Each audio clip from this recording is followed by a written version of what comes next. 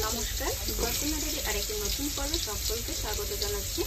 আজকে আমি গ্রামের বাড়িতে এসে শশার মতোই দেখতে দেখতে আবার কিছুটা খেতের মতোই দেখতে এরকম একটা সবজি রান্না করতেছি। এটাকে কেটে দিয়ে পরিষ্কার করে জিরে ফোড়ন দিয়ে আমি বসিয়ে দিলাম। এটা দিয়ে ইলিশ মাছ দিয়ে রান্না হবে।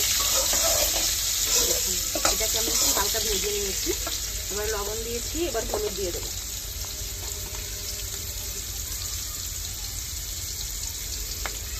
হালকা হলুদ দিয়ে নিয়েছি।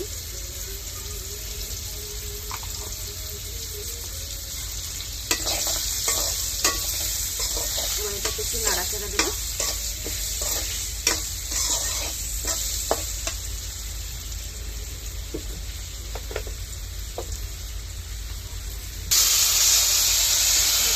ঝোল দিয়ে দিয়েছি।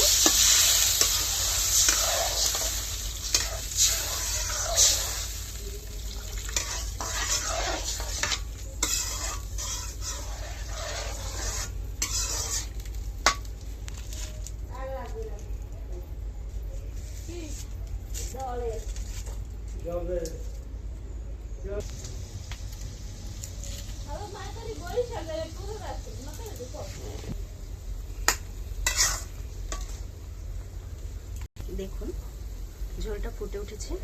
এবারে আমি একটু ঝোলের জন্য হালকা লবণ দিয়ে দিচ্ছি। এবারে আমি ভেজে রাখা মাছগুলো দিয়ে দেবো।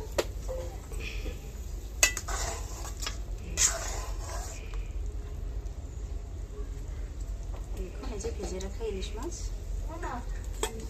কথা দিই।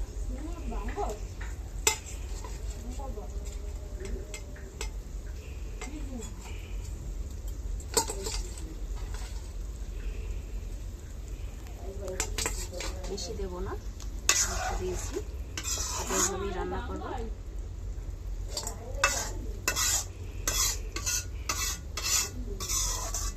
দেখুন, এই যে শশার মতোই দেখতে বললাম, কিছুটা ফলটা ওটা দিয়ে তরকারি রান্না করতেছি। আর দেখুন, ইলিশ মাছের ঝোলের কালারটা কত সুন্দর আসছে। এই যে সাম্মাম, এটাকে কেউ সাম্মামও বলে থাকে। নতুন রকমের একটা সবজি দিয়ে ইলিশ মাছের ঝোল। দেখুন, আমি মাছের ঝোল ঢাকা দিয়ে দিয়েছি। যে কত সুন্দর কালার এসেছে।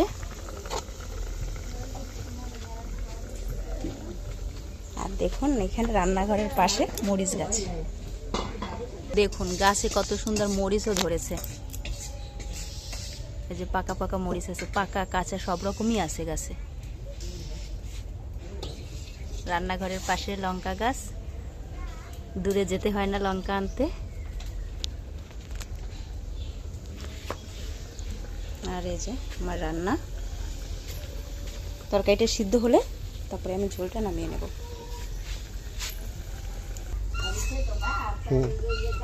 দেখুন, আমার ঝোল রান্না কিন্তু প্রায় হয়ে গেছে। আর একটু ফুটবে, তারপরে নামিয়ে নেবো। আর জাল দেবো না, এরকমই চুলার উপরে থাকবে, তারপর নামিয়ে নেবো। এই যে সবজিটাও কিন্তু সিদ্ধ হয়ে গিয়েছে। এই যে ইলিশ মাছ দিয়ে নতুন রকমের সবজি দিয়ে পাতলা করে ঝোল রান্না। কার কার ভালো লাগে এরকম হালকা পাতলা রান্না খেতে? অতিরিক্ত ঝাল মশলা এই গরমে এড়িয়ে চলাই ভালো। তা আজকে আমার এই ভিডিওটি ভালো লাগলে অবশ্যই চ্যানেলটি লাইক, সাবস্ক্রাইব, শেয়ার করে দিবেন। সকলের জন্য রইল শুভকামনা। আজকে এই পর্যন্তই, নমস্কার। আর আপনারা এইভাবে করে ঝোল রান্না করে খাবেন।